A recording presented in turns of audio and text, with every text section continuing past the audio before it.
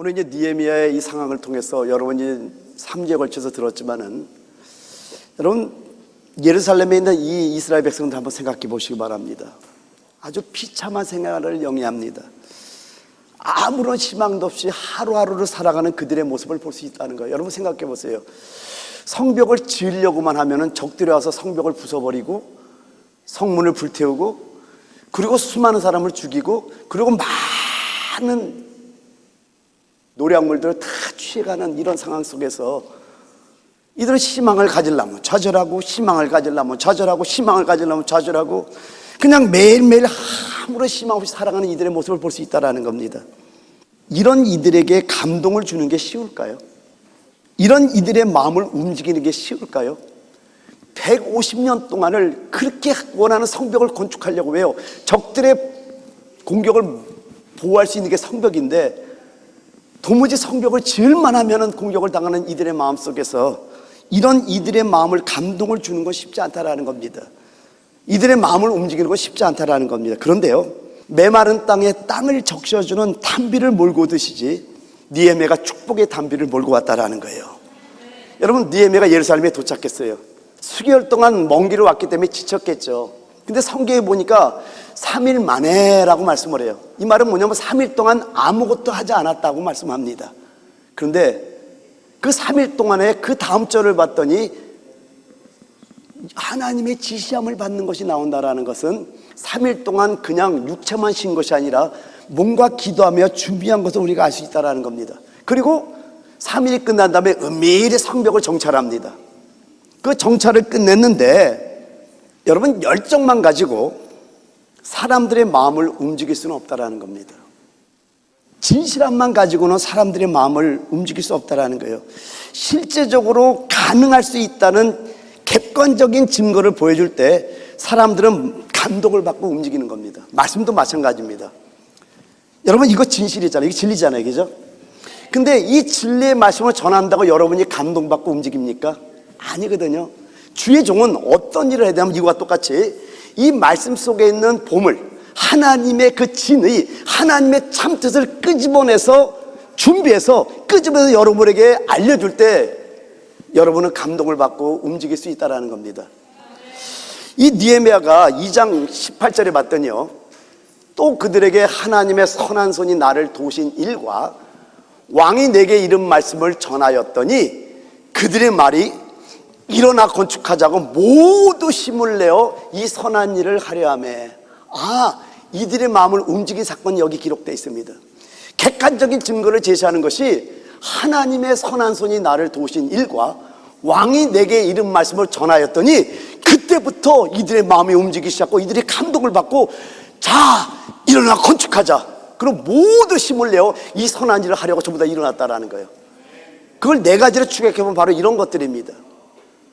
첫 번째는요, 페르시아 왕궁에서 처음 예루살렘 소식을 듣고 넉 달 동안 울며 기도한 일을 이들에게 전한 거예요.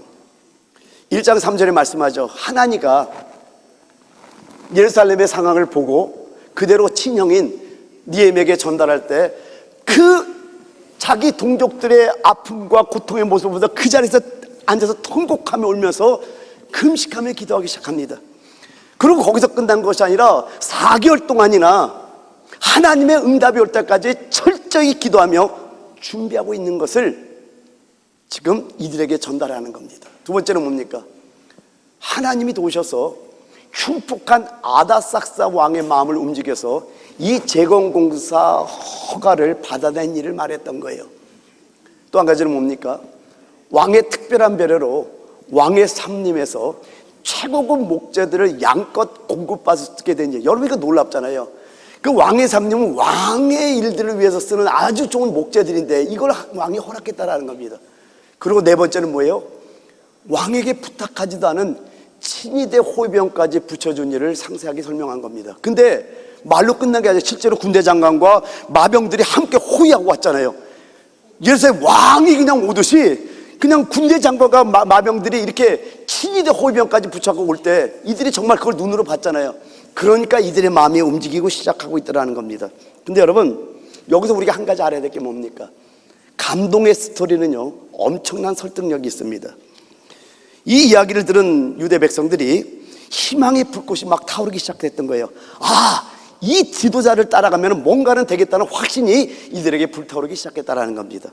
근데 저는요, 제가 이 성경을 보면서 제 마음에 너무 깊이 꽂혔던 게 뭐냐면 52일 만에 성벽을 재건했다는 그 일이었어요. 느헤미야 6장 15절에 말씀하죠. 어떻게 52일 만에, 그것도 이민 2세가 와서 성벽을 건축할까? 여러분, 성벽 건사는 쉬운 일이 아닙니다. 제가 성경에 나오지 않았지만은 문헌에도 없었더라고요. 주석 찾아봐도 없는데 제 생각입니다. 근데 가능성이 있다고 생각이 들어요. 어떤 생각이 드냐면은, 아, 느헤미야가 기술자들도 데리고 오지 않았을까라는 생각을 좀 하게 되는 거예요. 왜냐면은 여러분, 여기 이제 우리가 이제 다음 주에는 또 한 사람 다 보겠지만은 놀라운 그 사건들이 느헤미야 3장에 쭉 그 이름들이 나열되어 있는데 각종 분야의 사람들이 전부 다 와서 일을 하는데 이들이 성벽 공사에 이만한 기술이 있을까 생각을 해볼 때 느헤미야가 기술자들로 데리고 오지 않았을까 하는 생각이 듭니다. 오래전 일이죠. 미국에서 하나님 광야 훈련을 시킬 때 제가 장판 까는 그 헬퍼를 했었습니다. 헬퍼를 하면서 많은 걸 배웠죠. 주님이 허락해서 저 헬퍼를 하면서 그냥 여러분, 장판 까는 것도요 그냥 까는 게 아닙니다. 헬퍼가 할 일이 뭐냐면 먼저 가면 청소를 싹 합니다. 그러면 누왕, 저 합판을 쫙 깝니다. 그리고 다시 한번 씁니다. 그리고 못을 또 박습니다. 그리고 또 거기를 가운데 패치를 합니다. 쫙 패치를 하면은 이제 일하는 분은 해봤구만, 이 뭐와요? 패치를 싹 합니다.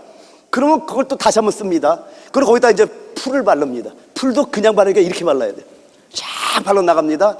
그리고 거기에 장판을 까는데 장판 마디마디가 잘 한 다음에 그 다음에 그 나무 있잖아요. 큰 나무를 카펫으로 말고 그걸로 쫙 밀어 나갑니다. 왜? 공기를 다 빼기 위해서, 또 풀이 잘 접착되기 위해서. 그리고 마디마디에 그 힘을 갖다가 또 아주 그냥 강력 접착제로 쫙 발라갖고 그걸 붓게 기다립니다. 이렇게 완벽하게 해도 백차지를 당할 때가 있더라고요. 왜냐하면 그 안에 어떤 티 하나만 들어가도 그 장판을 다시 걷어내야 되는 거예요. 여러분, 이런 일도 해봤습니다. 또 페인트질도 해봤습니다. 근데 여러분, 페인트질 별거 아닌 것 같잖아요. 이런 벽을 칠하는 건 별거 아니죠. 그런데 여러분, 전문가와 비전문가 차이가 뭐냐면은 분명히 똑같이 칠한 것 같은데 전문가와 비전문가의 칠한 게 다르다라는 겁니다. 제가 왜 얘기를 하냐면요, 모든 일에는 법이 있습니다.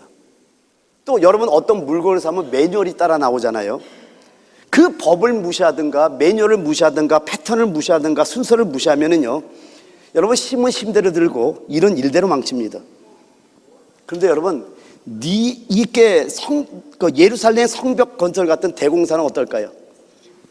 지금 느헤미야 3장을 보게 되면은요, 유대인들을 성벽 곳곳에 배치해서 공사에 참여하게 하는 느헤미야의 놀라운 리더십을 볼 수 있다는 겁니다.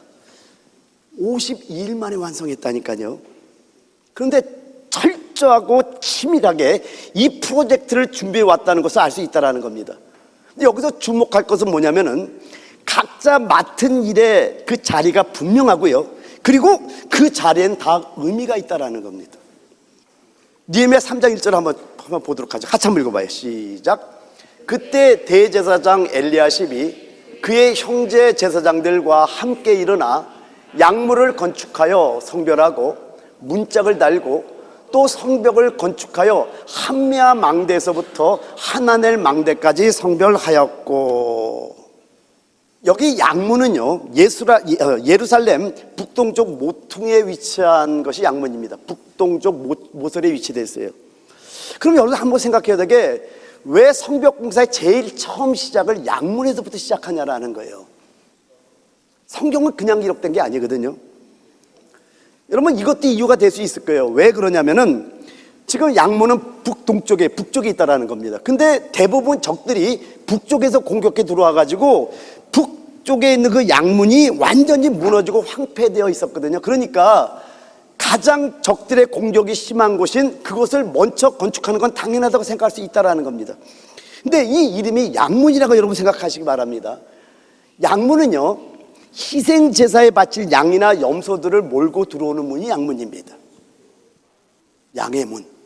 근데 이 양의 문은 우리의 구속자가 되신 예수 그리스도를 상징하고 있다는 걸 여러분 아셔야 됩니다. 먼저 요한복음 1장 29절에 말씀하기를 이튿날 요한이 예수께서 자기에게 나오심을 보고 이르되 보라 세상 죄를 지고 가는 하나님의 어린 양이로다. 예수를 어린 양이라고 말씀합니다. 이제 어린 양은 예수를 상징한다라는 거예요. 그리고 요한복음 10장 먼저 7절을 보면은요, 나는 양의 문이라. 예수가 양의 문이라고 말씀합니다. 그리고 9절에 내가 문이니 누구든지 나로 말미암아 들어가면 구원을 받고 또는 들어가며 나오며 꼴을 얻으리라. 여러분, 양도 예수 그리스도를 상징하고 문도 예수 그리스도를 상징하고 양의 문도 예수 그리스도를 상징합니다.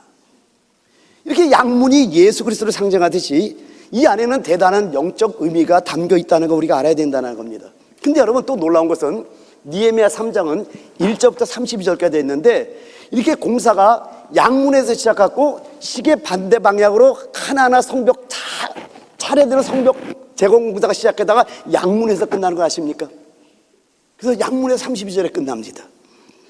양문에서 시작해서 양문에서 끝난다라는 거예요. 우연일까요? 요한계시록 22장 13절을 보면은요, 나는 알파와 오메가요 처음과 나중이요 시작과 끝이라. 여러분, 예수 그리스도는 알파와 오메가요 처음과 나중이요 시작과 끝인 걸 믿으시기 바랍니다.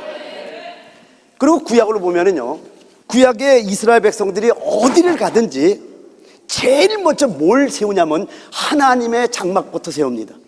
그리고 이스라엘의 각 지파들의 장막을 세웠다라는 거예요. 먼저 세운 것이 항상 하나님의 장막, 하나님의 성막을 먼저 세우고 있더라는 겁니다. 여기서 우리가 알 수 있는 게 뭘까요? 우리의 삶의 최우선이 무엇이 돼야 하는지를 보여주고 있더라는 겁니다. 여러분, 우리의 삶은 예수로 시작해서 예수로 끝나야 되는 거예요. 즉 우리의 삶은 예배로 시작해서 예배로 끝나는 삶이 되기를 예수를 축원드립니다.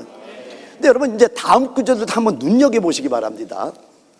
느헤미야 3장 10절에 말씀하기를 그 다음은 하루마베의 아들 여다야가 자기 집과 마주 대한 곳을 중사하였고, 그 다음에 23절에도요, 그 다음은 베냐민과 핫숲이 자기 집 맞은편 부분을 중수하였고, 그 다음은 아나냐의 손자 마세야의 아들 아사랴가 자기 집에서 가까운 부분을 중수하였고, 그리고 28절 29절에도 마문 위로부터는 제사장들이 각각 자기 집과 마주대한 부분을 중수하였고, 그 다음은 임멜의 아들 사독이 자기 집과 마주대한 부분을 중수하였고.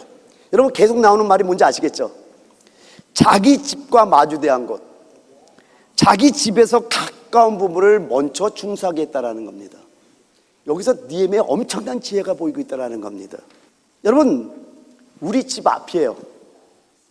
동기부여가 확실한 게 보입니까? 일의 효율성에 있어서 최고의 효과를 볼 수 있다는 겁니다. 여러분, 지금 집 앞에 성벽을 걷다가 보수하게 하고 있다는 거예요. 내가 볼 때는 시키지 않아도 열심히 할 것 같아요. 왜 그럴까요? 여러분, 적들이 쳐들어올 때 내가 우리 집 앞에 성벽을 보수함으로 말미암아 우리 가족과 우리 친척들이 다 보호되잖아요. 그런 일이니까 이거는 동기부여를 하지 않아도 내 집 앞에 거니까, 아니 다른 데를 공격하니까 지금 내 집을 공격하잖아. 근데 바로 내 집 앞에 있는 성벽을 보수하는 거라면은 당연히 이들에게 동기부여가 확실히 됐을 거라고 우리가 알 수 있다는 겁니다. 또 한 가지는 뭡니까? 오고 가는 시간을 줄일 수 있다는 겁니다. 여러분, 제가 장판 헬퍼를 할 때, 장판 까는 헬퍼를 할 때 체리를, 뉴저지 체리를 살았어요. 근데 그 잡을 받아갖고 가는데 2시간이야. 애틀랜타 시티까지 가는데 2시간 걸립니다. 그럼 바닷가 새로 짓는 집, 그때 엄청난 집을 질 때니까, 그리고 돌아오는데 2시간. 그러면 가는데 2시간, 오는데 2시간, 4시간 지내기 다 빠져버려요. 그 2시간이라는 게 엄청 아침에 막 그냥 프레시 할 때 막 일을 시작해야 되는데, 가는 동안에 지내기 다 빠집니다. 그럼 잠깐 일하면 밥 먹을 시간이야. 그러니까 참 힘들더라. 근데 자기 집 앞 성벽을 갖다가 보수한다면은 오고 가는 시간을 줄이니까 시간을 세이브할 수 있고요. 또 한 가지는요, 인력 동원에도 수월할 뿐만 아니라 기계나 기구나 자재, 즉 기자재 운반에도 유용했다라는 겁니다. 또 한 가지는 중요한 겁니다. 이들이 헌신을 하긴 했는데 헌신도가 미약한 사람들에게는요, 일단 자기 집 앞에 성벽 공사를 맡기면 어떨까요? 어렵게 생각하지 않게 된다라는 거예요. 뭐 우리 집 앞이니까 그래 해야지. 무슨 얘기냐면요, 심리적인 부담을 덜어주는 의도도 있었을 것이라는 걸 알 수 있다는 겁니다. 근데 여러분, 신약에도 우리 주님께서 바로 승천하기 바로 전에 마지막 한 말이 어디 나오냐면 사도행전 1장 8절에 나오는데, 거기에 이렇게 말씀합니다.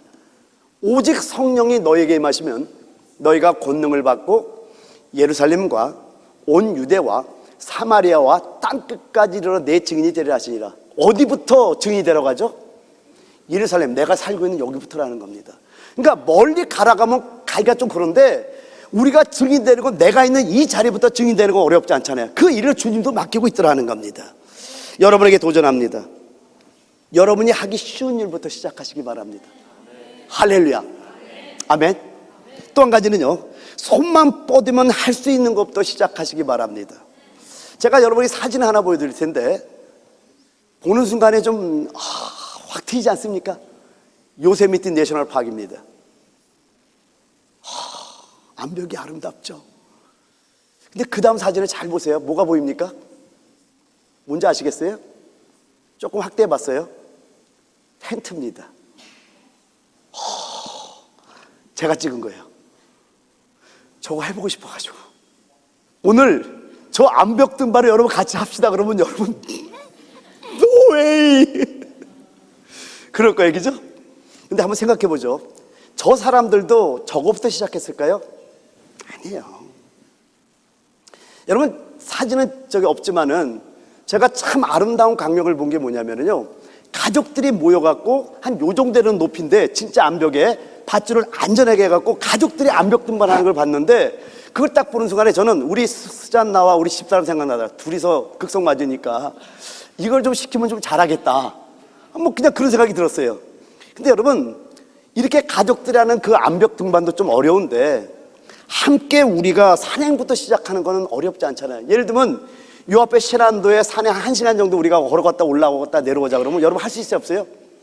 바로 이겁니다. 제가 저걸 보면서 뭘 생각했냐면, 저들이 처음부터 저렇게 엄청난 전문가는 되지 않았었다라는 거예요. 저들도 처음에는 산행부터 시작했을 것 같아요. 그냥 산에 올라갔다 내려오니까 산이 너무나 좋은 거야. 근데 오늘 보니까 조그만 바위가 보이는 거야. 그 여기도 어릴 때 올라가 보고 떨어지고 막 이러고 해봤던 것 같아요. 근데 재미가 있는 거야. 그다음 보니까 뭐가 더 없을까 하다가 이제는 처음에는 연습하는 암벽 등반 했겠죠. 근데 사람은 도전 정신이 생기는 거예요. 그러다 보니까 저기서 밥을 해 먹으면서 며칠 동안 저기서 라면도 끓여 먹고 밥도 먹고 잠도 자가면서 며칠 동안에 걸려서 저기를 올라간다고 합니다. 야, 근데 저도 도전해보고 싶은데 나이가 너무 들었어. 이제 젊은 분들 한번 도전해 보시기 바랍니다. 전부 다 고개를 쳐들었는데 어쨌든 여러분, 저는 이렇게 생각합니다. 중요한 것은요, 우리 모두가 함께 조금씩 하나님의 일을 하기 시작하면 저는 된다고 믿습니다. 처음부터 큰 걸 생각하지 말고, 다시 한번 말씀드립니다. 여러분이 하기 쉬운 일부터 시작하시기 바랍니다. 손만 뻗으면 할 수 있는 것부터 시작하시기 바랍니다. 그래서 느헤미야가 이들에게 동기부여를 할 때 자기 집에서 가까운 것, 자기 집과 붙어있는 그것부터 먼저 보소라고 제시하는 것은 이들에게 동기부여를 지금 하고 있다는 걸 제가 깨닫게 되는 겁니다. 할렐루야. 근데 여러분, 또 느헤미야 3장에는 놀라운 게 참 많아요. 오늘 몇 가지를 말씀드릴 텐데요, 처음부터 끝까지 계속해서 나오는 단어가 있는데요, 그 다음은 next to him, next to them이라는 게 3장 2절부터 31절까지 쭉 나옵니다. 32절이 결론이거든요. 계속해서 나오는데 한번 우리 3장 2절을 같이 한번 읽어봐요. 시작. 그 다음은 여리고 사람들이 건축하였고 또 그 다음은 이므리 아들 삭굴이 건축하였으며. 여러분, 단수일 경우는 next to him, 복수일 경우는 next to them에서 계속해서 절가절가를 이으면서 끝까지 계속 next to him, next to them부터 계속해서 나오고 있다. 그 다음은, 그 다음은, 그 다음은. 그러니까 각 지파와 사람들이 자기 직업과 자기 사는 위치에 따라서 적재적소에 기가 막히게 배치되고 있다는 거예요. 이게 3장 전체도 쫙 나오고 있다는 겁니다. 저는 느헤미야의 지혜에 감탄이 나오는 거예요. 여러분, 예루살렘에 도착한 지 얼마 되지도 않은 느헤미야가 지금 일사불란하게 해쳤다라는 겁니다. 이것 통해 뭘 알 수 있죠? 느헤미야가 예루살렘 성벽을 정찰하면서 미리 치밀하게 준비했다는 것을 보여주고 있다는 겁니다. 어떤 사람들을 어떤 위치에 배치할 것인지, 어떤 작업을 하게 할 것인지 3일 동안 그 성벽을 돌며 정찰하면서 한 가지 한 가지를 기도하면서 준비하고 계획했다는 거 우리가 알 수 있다는 겁니다. 여러분, 무슨 일이든지 철저하게 준비하면은 실제 그 일을 행할 때 물 흐르듯이 쉽게 될 줄 믿습니다. 여기서 우리가 한 가지 좀 생각해 보죠. 제가 너무나 안타까운 게 뭐냐면요, 너무나 많은 우리 성도님들이 무모하게 믿습니다로 일관하는 경향이 많습니다. 그냥 믿습니다. 하나님 할 줄 믿습니다. 믿음이 좀 적은 것 같으면 믿습니다 하면서 그 믿습니다, I believe in Jesus, 이걸로 일관하는 게 너무나 많아요. 아닙니다. 믿어야 돼요. 그걸 뭐라고 하는 건 아닌데, 치밀하게 자신이 해야 할 준비를 하지 않으면요 반드시 사고가 나기 쉽다라는 겁니다. 여러분, 느헤미야가 50일 만에 이 대공사를 끝낼 수 있었던 것은요, 기도하며 철저히 준비했기 때문이라는 겁니다. 여러분이 어떤 일에 실행을 놓고 기도하며 준비하는 그 시간은 절대 시간 낭비가 아닙니다. 그 시간은 하나님이 함께 하는 시간이요, 여러분이 하나님께 투자하는 시간인 걸 잊지 마시기 바랍니다. 제가 말씀드릴 때 한 번 더 말씀드릴게요. 여러분, 요나 사건 한번 보시기 바랍니다.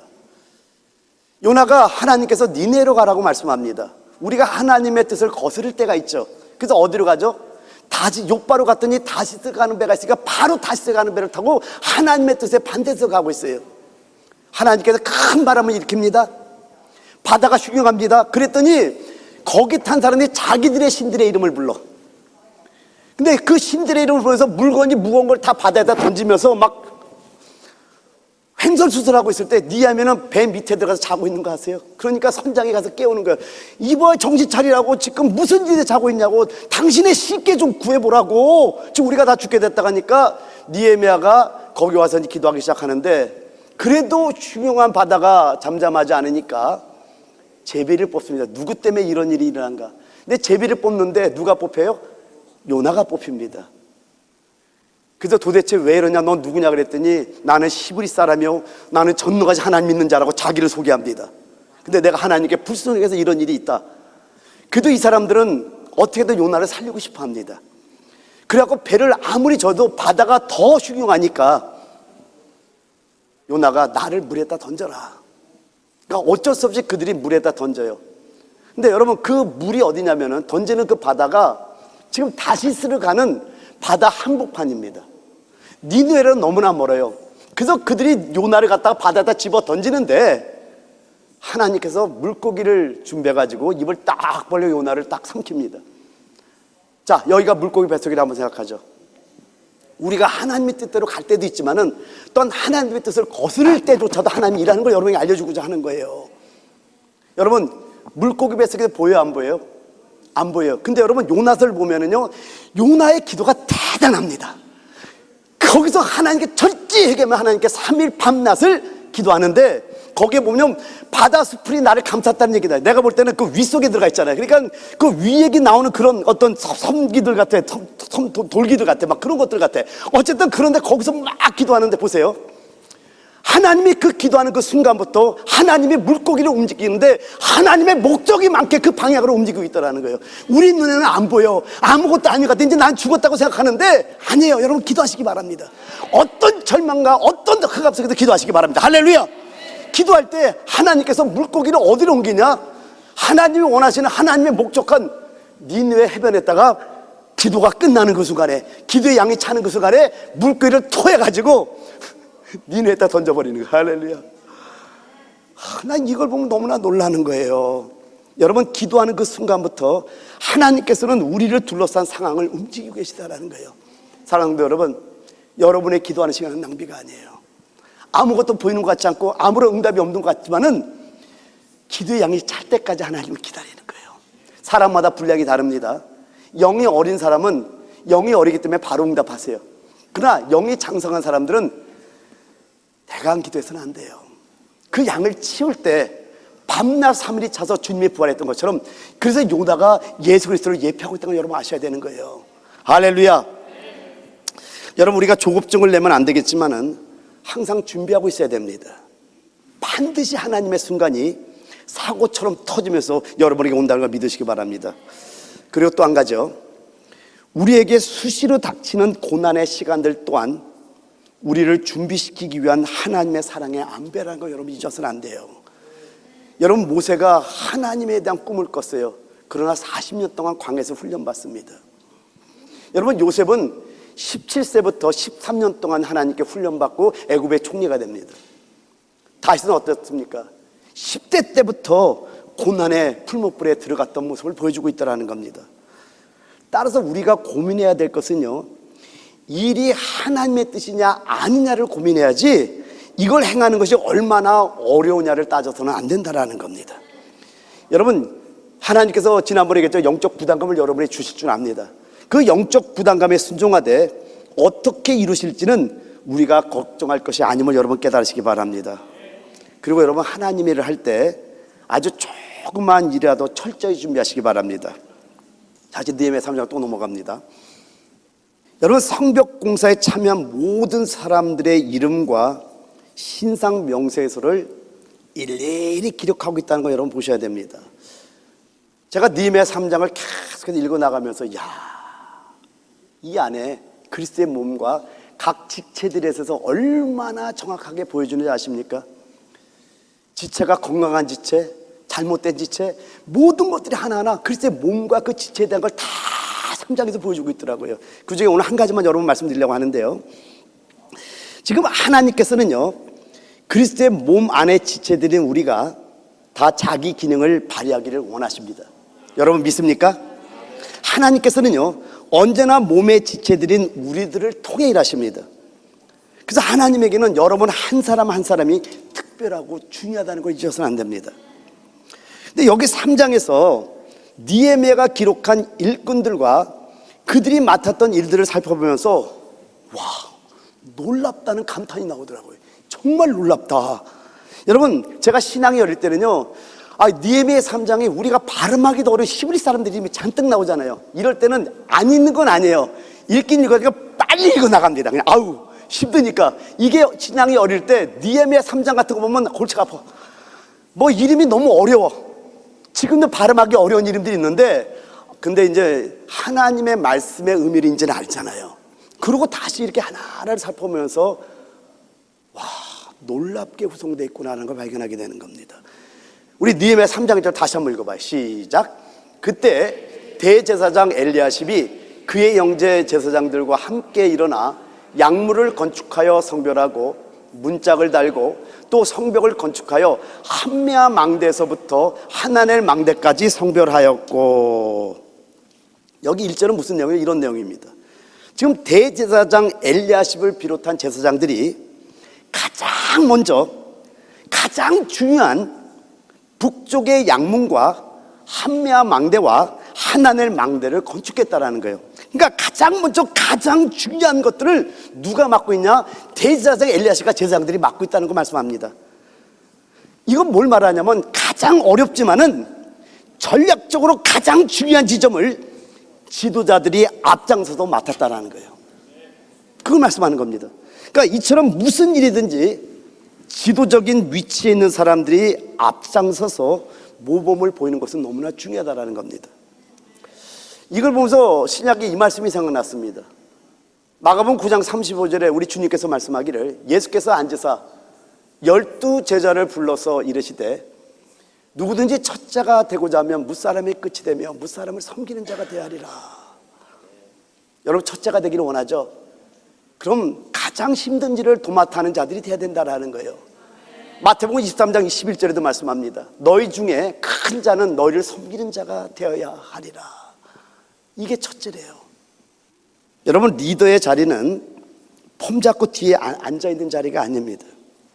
남보다 한 발 앞서서 어려움 속으로 뛰어드는 자리가 리더의 자리입니다. 여러분, 사무엘상 17장에 보면 어떤 사건이 나오죠? 사무엘상 16장에 다윗이 기름 부음을 받습니다. 받고 나자마자 사울에게 악신이 들린 사건이 쫙 연결됩니다. 그리고 17장에 이스라엘과 블레셋과의 전쟁이 벌어집니다. 근데 블레셋 군대 중에 키가 학자들이 계산하기에 최소한 1m 70 이상 된다고 합니다. 거의 3m다 되겠죠. 그런 군대 장관이 나오는데 그 이름이 누구죠? 골리앗입니다. 골리앗과 딱 나와갖고 이스라엘에서 한 사람 나와. 그래서 지는 쪽이 종이 되고 이기는 쪽이 주인이 될 거야. 다 나와 막 이럽니다. 그런데 그걸 40일 동안 그렇게 떠들었대요.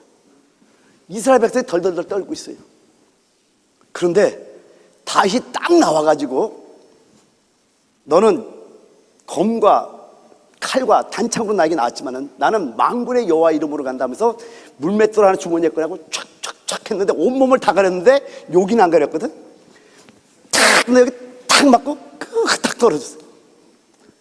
자, 다윗이 그 군대 장관 골리앗을 쓰러뜨려 버리니까 그 덜덜덜 떨었던 이스라엘 백성들이 전부 다 일어나서 불에서 향하여 그냥 쳐들어갔을 때 대성을 이루는 놀라운 역사가 있다는 겁니다.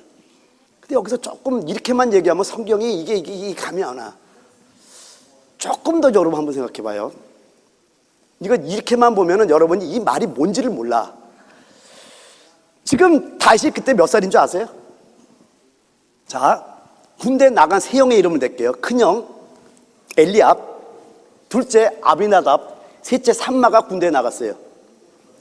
민수기서 1장 3절부터 끝까지 쭉 보면은요, 이스라엘의 군대에 나가는 12지파의 쭉 이름을 숫자를 대는데 전체 개수가 60만 3,550명이에요.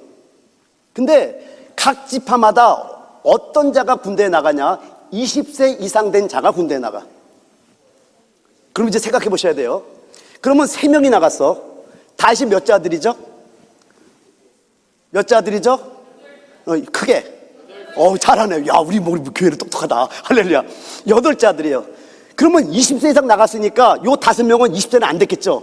그럼 봐봐요. 몇 달 만에 우리가 태어나죠? 10개월. 그럼 10개월 만에 또 11개월 만에 태어나기는 좀 어렵잖아요. 그러니까 1년씩만 잡읍시다. 그러면 19살, 18살, 17살, 16살, 몇 살? 맥시멈 나이가 15살이에요. 계산해 봐야죠. 성경을 그냥 보면 안 돼요. 여러분 보세요. 15살 된 소년이 여호와의 이름으로 당장이 저 적군의 그 엄청난 군대장관에게 물배 하나다가 집어 던져가지고 쓰러뜨려 버리니까 전 이스라엘 백성들이 일어났다는 거. 할렐루야. 여러분, 한 사람의 역할이 이렇게 중요한 거예요. 그냥 우리는 군대 장관을 쓰러뜨리고 이스라엘 백성들이 그 블레셋을 돌격해갖고 대성을 거뒀다, 이렇게 얘기하면 성경을 잘 이게 감이 안 오는 거예요. 근데 성경을 가만히 깊이 봐야 되는 거예요. 와, 다시 그때 나이가 15밖에 안 돼요. 맥시멈 나이가 14살도 될 수 있고 13살도 될 수 있는 거예요.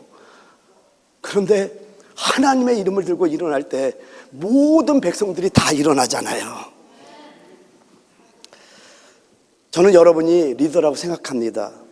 여러분 동의하십니까? 그러면 옆에 분과 인사합시다. 당신은 진정한 리더입니다. 리더인 여러분들이요, 먼저 가장 어렵고 힘든 지점을 맡아서 해결할 때 다른 지체들이 힘을 내어 일에 동참하게 되는 거예요. 아멘. 느헤미야 3장 5절을 같이 한번 읽습니다. 시작. 그 다음은 드고아 사람들이 중사하였으나 그 귀족들은 그들의 주인들의 공사를 분담하지 아니하였으며, 여기 하반절에 봤더니 그 귀족들은 그들의 주인들의 공사를 분담하지 아니하였으며 라고 나옵니다. 여러분, 어디를 가든지요, 항상 요령 부리고 핑계대면서 뒷전으로 빠지는 분들이 있습니다. 제가 수련회를 가면서 많이 봤지만은요, 리트리트를 가게 되면은요, 다른 사람들 다 남아서 뒷정리하고 청소를 다 끝내고 가는데 꼭 그 전에 조용히 가시는 분들이 있어요. 저는 그런 분들을 보면은 그냥 사랑해주고 싶어. 제가 제일 좋아하는 분들이 어떤 분인지 아세요? 끝까지 가는 분들이에요. 여기 우리 교회 분들이 여기 다 그런 분들이잖아요. 맞죠? 진정한 리더는 모든 힘든 일을 도맡아 하는 게 리더입니다. 근데 여기 드고아 귀족들에 대한 기록이 있는데 그들의 주인들의 공사를 분담하지 아니하였다. 드고아의 귀족들이 공사에 동참하지 않고 지금 뒷짐을 주고 서 있는 모습을 볼 수 있다는 거예요. 근데 여러분, 이 사건은 2500년 전 얘기입니다. 하나님의 성벽 작업에 협조하지 않은 그들의 이름이 하나님의 말씀에 정확하게 기록되어 있다는 걸 여러분 아셔야 돼요. 엄청나게 수치스러운 일입니다. 여러분, 성경을 읽는 사람마다, 지금 성경을 읽는 사람마다 드고아의 기적들이 뺀질뺀질됐네, 요령을 피우고 뒷짐 주고 있었네, 저들이 주님의 일에 동참하지 않았네, 그걸 성경에 기록하는 것을 성경을 읽는 사람마다 보고 있다는 겁니다. 여기서 끝나면 좋겠는데, 여러분, 신약에 왔어요. 마태복음 12장 36절 37절에 말씀하기를, 내가 너희에게 이르노니 사람이 무슨 무익한 말을 하든지 심판날에 이에 대하여 신문을 받으니 내 말로 의롭다함을 받고 내 말로 정죄함을 받으리라고 말씀합니다. 여러분, 우리가 말을 조심해야 되는 게 왜 그러냐면은, 그냥 무익한 말은 그냥 쓸데없는 말이에요. 그냥 뭐 남을 욕하는 것도 아니고 그냥 그것도 하나님의 심판대 앞까지 남아있다라는 거예요. 그래서 그때 반드시 그 말에 대한 심판이 있대요. 의로운 말을 해서 사람을 살렸으면 칭찬이 있고, 우리가 불의한 말을 했으면 거기다 반드시 징계가 있다는 걸 성경은 말씀하고 있다는 겁니다. 또 고린도서 5장 10절에도 말씀하기를, 이는 우리가 다 반드시 그리스도의 심판대 앞에 나타나게 되어 각각 선악간의 금업으로 행한 걸 따서 받으려 함이라. 그리스도의 심판대는 믿는 자의 심판대입니다. 그리고 요한계시록 20장에 나온 백보자 심판은 불신자의 심판대입니다. 장소도 다르고 시간도 달라요. 이건 성경 공부 때 하는 걸로 하고요. 어쨌든 우리 예수를 영접했지만은, 예수를 영접한 우리가 선악간에 우르고 행한 그대로 그리스도의 심판대 앞에 있을 때 심판이 있다고 성경 말씀하는 겁니다. 지금 2500년 전에 드고아 귀족들이 하나님의 일에 동참하지 않은 것이 성경에 기록해서 우리에게 가르쳐주는 것은, 너희들이 이런 일이 있을 걸 준비하라고 주님 가르쳐주고 있다는 거예요. 근데 보니까 우리가 그리스도의 심판대 앞, 하나님의 심판대 앞에 설 날이 있더라는 거예요. 그때 오늘 우리가 어떻게 했냐, 지금 이 드고아 귀족들은 그냥 지금 현 시대의 성경을 보는 자로 글을 읽고 있겠지만은, 우리가 하나님 앞에 설 날이 있다는 거예요. 여러분의 모든 삶은 정확하게 생명책에 기록돼서 언젠가 하나님 앞에서 만민에게 공개될 날이 있다는 거 아셔야 된다는 겁니다. 할렐루야. 근데 여러분, 우리의 날이 길으면 참 좋겠는데, 요즘 제가 이런 생각을 많이 합니다. 야고보서 4장 14절에 말씀하기를, 내일 일을 너희가 알지 못하는도다. 너희 생명이 무엇이냐? 너희는 잠깐 보이다가 없어지는 안개니라. 여러분, 하나님의 일을 할 수 있는 때가 항상 주어지는 게 아니에요. 저는 오늘도 아침에 기도하면서 그런 생각을 했지만은, 정말 저는 1분 1초를 저는 아낍니다. 요즘은 제가 여러분께 약속했잖아요. 앞으로의 10년 하나님께 드리겠다. 저 그냥 던진 말 아니에요. 왜냐면은 저도 하나님 앞에 설 날을 알거든요. 하나님, 내가 하나님 앞에 설 때 하나님, 내가 꼭 할 말이 있기를 원합니다. 근데 요나를 얘기를 했잖아요. 하나님은 사랑이에요. 요나가 하나님의 명령을 거스리고 나 그들이 해결하는 걸 보고 싶다고 다시스로 갔는데, 하나님은 그래, 난 널 좀 쓰고 싶어 요나야. 그래갖고 요나를 갖다가 그들이 바다에다 던지는데, 하나님은 또 물고기를 준비해 주셔. 근데 그 물고기가 그냥 니네로 간 게 아니에요. 철저히 회개하며 눈물을 흘며 기도했을 때, 요나서 한번 읽어보세요. 얼마나 그 회개가 진짜 절실한지. 딱 그 기도의 양이 차고 하나님께 영광을 돌릴 때, 하나님께서 그래 하고 그냥 물고기 입을 열어갖고 니네 해변가에다 그냥 요나를 확 던져버려. 그러고도 요나의 또 불평이 나오는 게 또 뒤에 있기는. 근데 어쨌든 간에 이런 걸 보면서, 야, 놀랍다, 하나님은 사랑이구나. 여러분, 하나님의 품에 안기는 자는 절대 하나님 멀리하지 않습니다. 여러분, 어쨌든 하나님 품에 안겼어요. 근데 우리가 살 날이 얼마 없어요. 다시 한번 얘기합니다. 하나님의 일을 할 수 있는 때가 항상 주어지는 게 아니라는 거예요. 여러분도 하나님 앞에서 부끄럽지 않도록 여러분에게 기회가 주어졌을 때 뒤로 물러서지 말고 나서기 바랍니다. 할렐루야. 자, 느헤미야 3장 5절 다시 한번 읽어봅니다. 시작. 그 다음은 드고아 사람들이 중사하였으나 그 귀족들은 그들의 주인들의 공사를 분담하지 아니하였으며. 지금 드고아의 귀족들은 공사에 빠졌는데요, 그곳 사람들, 즉 평민들은 성벽 건축에 동참했네요. 여러분, 드고아가 어디에 있냐면은요, 예루살렘 동남쪽에 있는데 대략 예루살렘부터 14.5km에 떨어진 고원지대 마을이라고 하더라고요. 고원지대였던 거예요. 근데 이 마을의 귀족들이 공사에 동참하지 않았던 겁니다. 그런데 여기 드고아 사람들, 즉 드고아 평민들은 자신들에게 주어진 일에 동참했을 뿐만 아니라, 이제 놀라운 거예요, 자기들의 그 지역 거기만 동참한 게 아니라 맡은 구역 외에도 또 다른 구역을 할당받아서 일하고 있다는 거예요. 그게 27절에 나옵니다. 한번 보죠. 3장 27절. 그 다음은 드고아 사람들이 한 부분을 중수하여 내민 큰 망대와 마주 대한 곳에서부터 오벨 성벽까지 이르렀느니라. 즉 오벨 성벽 근처의 구역을 다시 할당받아서 작업을 했다라는 겁니다. 여러분, 놀랍지 않습니까? 귀족들의 불참으로 인해서 생긴 그 차질만큼 자신들이 더 짐을 져서 일하는 모습을 보여주고 있다는 겁니다. 저는 엄청난 감동을 받았던 거예요. 야, 그 귀족들이 동참하지 않은 그 모든 거를 더 자기들이 짐을 져갖고 그것까지 감당해서 바로 오벨 지역 근처까지 가갖고 오벨 성벽 근처까지 가서 이렇게 일을 도와주고 있더라는 겁니다. 그런 마음을 가졌다는 것만으로도요, 이미 그들은 드고아의 진정한 리더가 된 겁니다. 여러분, 리더십은 혈통이나 지위가 주는 게 아니라 스스로 만드는 겁니다. 교회 안에서 이런 일들이 있죠. 뭐 고의로든 실수로든 누군가 자기 책임을 다하지 않으면은요, 다른 누군가가 짐을 질 수밖에 없습니다. 그의 짐까지 더 질 수밖에 없게 된다라는 겁니다. 여러분, 드고아의 귀족들이 요령을 피우고 안 하니까 평민들이 그 짐을 졌던 거예요. 여기서 우리가 배울 게 뭡니까? 내가 책임을 회피하면은요, 그것은 그대로 다른 지체들의 부담이 되어버린다는 것을 잊지 말기 바랍니다. 그러면 마지막으로 여러분은 어떤 존재입니까? 다른 사람에게 짐을 지어주는 존재입니까? 아니면 다른 사람의 짐을 덜어주는 존재입니까? 주님의 말씀 다시 한번 우리 한번 읽어봅시다. 마가복음 9장 35절 같이 한번 크게 읽습니다. 시작. 예수께서 앉으사 12제자를 불러서 이르시되 누구든지 첫자가 되고자 하면 무사람의 끝이 되며 무사람을 섬기는 자가 되어야 하리라. 마태복음 23장 11절입니다. 시작. 너희 중에 큰 자는 너희를 섬기는 자가 되어야 하리라. 결론 내립니다. 진정한 리더는 직분이 아닙니다. 나에게 맡겨진 일에 최선을 다하는 그 자체가 리더입니다. 할렐루야. 그래서 우리가 한 가지 두 가지만 기도할 텐데요. 한 가지는요, 우리가 기도하는 자가 되는 거 맞죠? 여러분 기도하시겠죠?